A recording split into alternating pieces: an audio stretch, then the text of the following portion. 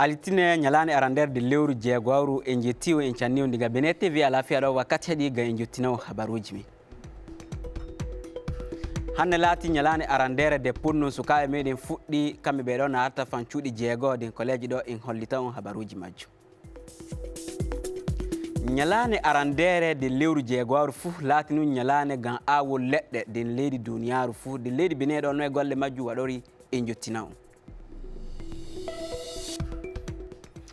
Similaji moɗon diga Bene TV ala fiya en jettiwo en canni on sanne gam on na wowi hettirnago e wakkati fu. Hanne nyalane arandere lewru jeegwaru ɗo duuɓo junɗi e lasso e jeego laati nun nyalande gam fuɗɗum punno meɗen gonɗo sukaɓe meɗen waɗata wakkati ɓe jotti suudu jeegwaɓol punno majjum fuɗɗake funno majjum bo kanko minisijo ɗo kitanto jangirɗe mawɗe ɗeɗo noddeteɗo segonde anitirteɗo Arman Nata o yahi nokkure majjum din commune Plahoy fatton ɓe fuɗɗi punno majjum punno ngon fuɗɗi janniji tati subaka sukaɓe ɗuɓɓe nu sukaɓe ɓe ɗe punno majjum hikka ɓe ɓuuri ɗumgal heɓe ɗo jeehi to rowani kawta maɓɓe fu waɗi nun saka yimɓe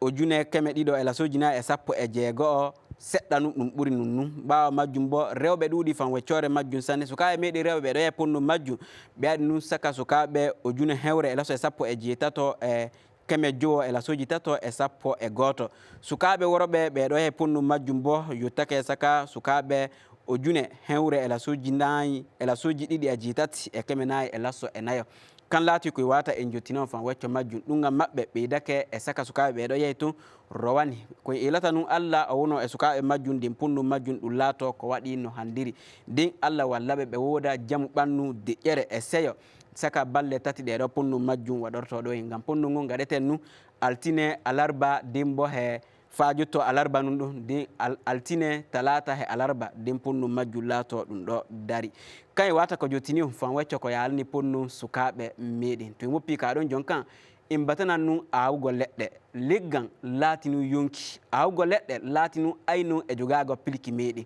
de leydi Bene ɗo en julɗe majjum waɗama hanne awol leɗɗe din nokkuje meɗen en jiiɗi daaro seɗɗa jottino gon ɗo en gaɗi dow no awol leɗɗe ɗon waɗori de leydi Bene.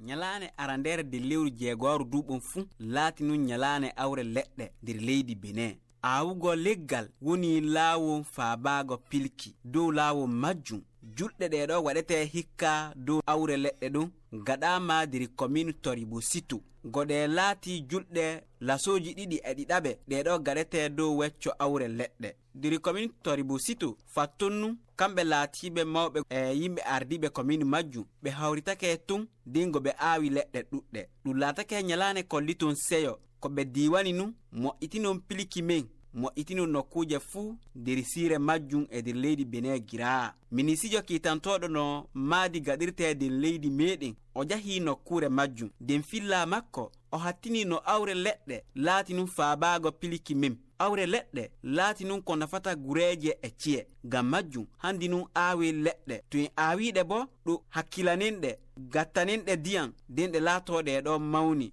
awugo leggal laati nun faabago hoore mum ɗum ɗo holliti he gonga no awre leɗɗe laati nun hunde ko yalani ɓiɓɓe leydi fuu diga gonɗo den gonnati faa jotti ɓiɓɓe leydi petten e mawɗo fuu ɗum ɗo laati nun ko yalani goto min ko moye aawi leggal notake nun faabago wonki mum faabago ɓawuwan mum gam o faaboton nun piliki min ha commune Toribo Situ yimɓe ɗuɓɓe hawritake tun dimɓe ko kontiri juuɗe ɓe aawi leɗɗe go ɗum holli no en fuu maadi leydi men kakkilanon piliki men laati nun ko yaalani en kakkilanon piliki men laati nun hunde ko yaalani komoye gam majju e elan komoye oɗo away leggan fuu o tinno o awade lewru jeegoru gon ɗo gonuɗin ɗo jonka en witta en batana wecco politique waldere politique neɗo anitirte UPR ɓe hawritake ɓe waɗi hawrinde majjum ndi hawrinde majjum bo en fotti kanko yirajo oɗo anitirte Josiane Tosu oɗo woni goto laatiɗo goto din kawtan politique ngan ɗo o garani en jottino seɗɗa dow ko acci ɓe waɗi hawrinde majjum kettini nane jottino STC ni waldere UPR waɗi hawrine muɗum fa weccore kotonuɗo kanko Josiane Tosu o laati noon député gaɗo golleji mawɗo waldere député kanko Joseph Jogbenu o wi hawrine ɓe gaɗine ɗo ɓe gaɗno hawrine ngam sabbu kanko mawɗo député en Joseph Jogbenu o yiɗino hawrine ne waɗe o wi ɓe fu butu bo no ɓe kawriti e belɗum ɓerde num ɓe goni ɓe keññitira hawrine ne ngam sabbu goɗɗum bane yimɓe ɗuggal wari hawrine nen ɓe nannatiri o wi ta dari leydi men Benin ɗo yimɓe ɗuggal anna golleji ɗiɗo kanko laamiɗo meɗen leydi keso o yiɗi waɗangoyi ngam sabbu majjum waɗi ɓe kawriti ɓe kolla golleji laamu men yiɗi waɗangoyi ngam sabbu majjum waɗi ɓe kawriti o wi kanko waccore o gollata o wonno o waɗa golleji makko falto waccore setovi arrondissement sappo yawri noon de cire Cotonou ɗo o wi ta dari fay wakkere he vive golleji mawɗi waɗama ɗon o ɓe gaɗi ate mawɗe sanne o wi bo falto waccore setovi ɗon hanne ɓe goni ɓe gaɗa golleji ngam sabbu atal mangal ngal ɗo ɓe mbiyata l'échangeur comme ɓe goni ɓe yiɗi ɓe gaɗa ate ɗen hanne ɗe booɗi sanne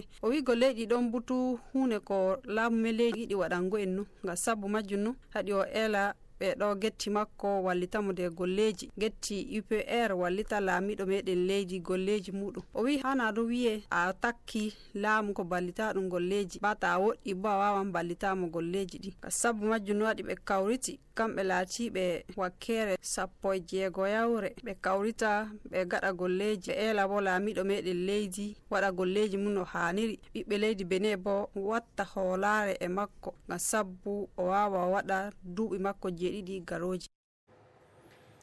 En batana wecco jamu ɓannude habaruji meɗen ɗi hannde de en batana taba laati nun hunde ko bisata wonki neɗɗo fa sanne diga sigari fa jotti wufugo taba ka laataki hunde ko woɗi en foti yimɓe ɓe ɗo woodi andan dow wecco majjum de en gaɗi jottino kettini nani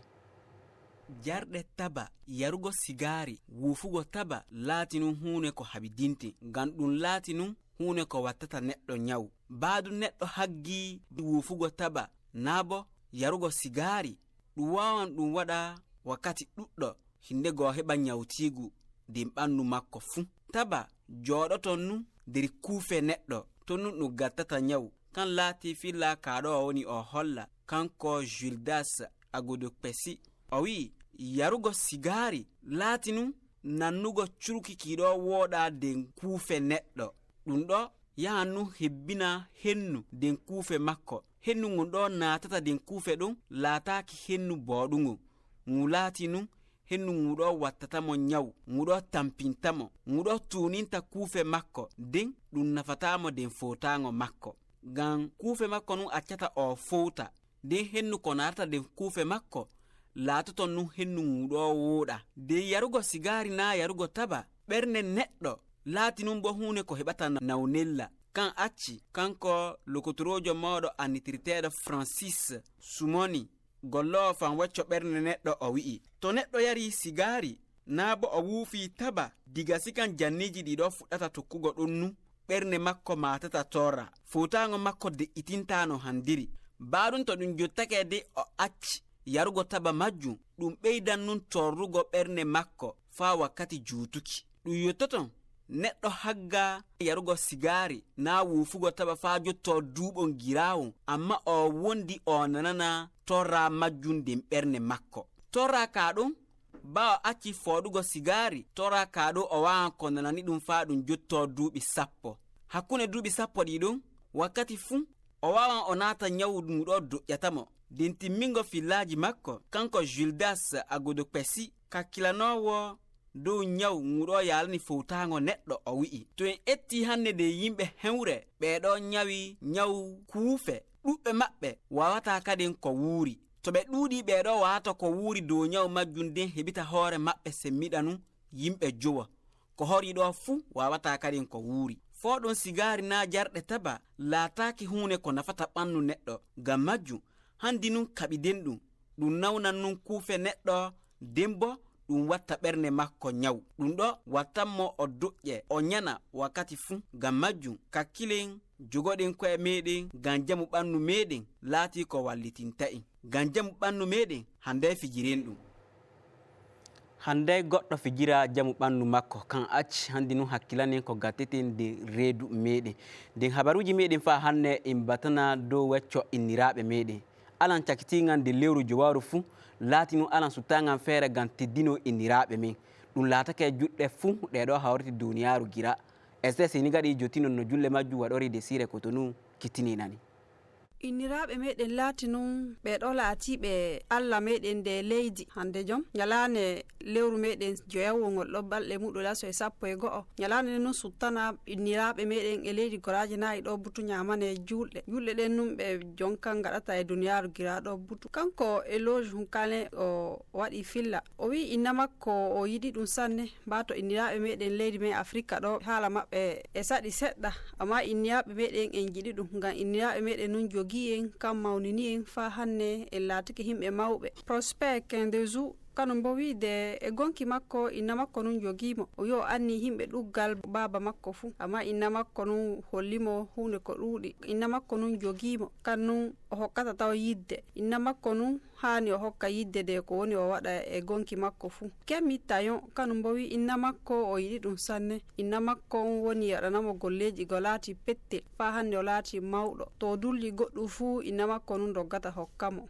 hanne hano holla inna makko yidde ngam sabu goɗɗum bane julɗe inniraaɓe cuttaɗe leydi goraynayi ɗo butu o kammo yidde ngam sabu ko waɗanimo e gonki makko Delphine Beonzin Soutra kanum bo laati noon yeerajo o wi ma laati yeerajo saɗi sanne nu ngam sabu goɗɗum bane a jogoto noon reedu fa lebbi 9 ta wari a rimi bo hunde ko saɗi sanne nu gara mawnina suka kolla ɗum kolleji mawɗi de jangide suka fa ko suka ñamata hanne hunde ko woɗi nu amma ta laatike inna bo hunde ko woɗi nu ngam sabu woɓɓe darta laato inna heɓay o wi kanko ko welimo nu Docteur Adjion Denis Hodonu laati noon gollode laawol daytiruji o wi inniraaɓe meɗen nu hollata en golleji gaɗeten igay laati cukon petto fa mawnen joni de fina tawa ko suka waɗata fa mawna de ƴoyre de hakkillo inniraaɓe nu hollata en ɗum ka sabu majjum no waɗi leydi goraje nayi ɗo butu e ñamana yeyraaɓe e inniraaɓe julɗe ka sabu majjum no waɗi kokkoronɓe yidde kollemɓe ma en jiɗiɓe kollemɓe ma ɓe laati himɓe mawɓe de gonki meɗen Eloge fa jonde fillamu witto wi o wi yeerajo gaɗo golleji iga subaka sutatako fa suka e muɗum mawna babira e woɓɓe wallilta ɗum golleji hanu noon kollen yidde inniraaɓe ɓeɗo ngam sabu woɓɓe nanta belɗum de saroji muɗum hanum ɓe ɗon bo hokkore yidde sanne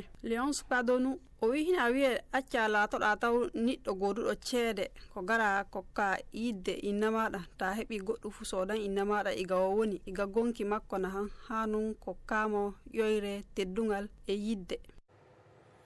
en canni inniraaɓe meɗen fuu to ɓe goni kamɓe e julɗe inna yiɗi on fa sanne e heñitira habaruji meɗen e yahan noon fan leydi Nigeria on na anni duuɓo gon ɗo e narta ɗo duuɓo june ɗi e lasso e jeeɗiɗi leydi Nigeria waɗan pikkitete gam etton laamu leydi kesso oɗo goni ɗon joni nu annitirte Bola Tinubu waldere politique neɗo annitirte congrès démocratique du Nigeria laatini waldere heyre neɗo disa lewru ɗiɗawru jawtugo ɓe fotti toon nden ɓe sutti jonka oɗo yahata filo lamare majjum he inne maɓɓe kanko nu annitirte Peter Obi kanko laati oɗo yahata filo lamare majjum o laati nu goto dimɓe ɗo gaditinta gonnati leydi Nigeria nawnirago fa sanne o laati nu gaari mawni din filla makko o holliti koɓe durwata nu ɓe laato ɓeɗo teti lamare majjum diga juuɗe Bola Tinubu din ɓe laato ɓeɗo mahiti moƴƴitina leydi Nigeria ni fu butu diga BeneTV a lafiya en jetti en canni on ngam on nananimi on hettinanakemi to Allah hokki sa'a jango kadi en waran de en jottina on kabaruji en ñalla de e wala e jan dow bawɗe jomirawo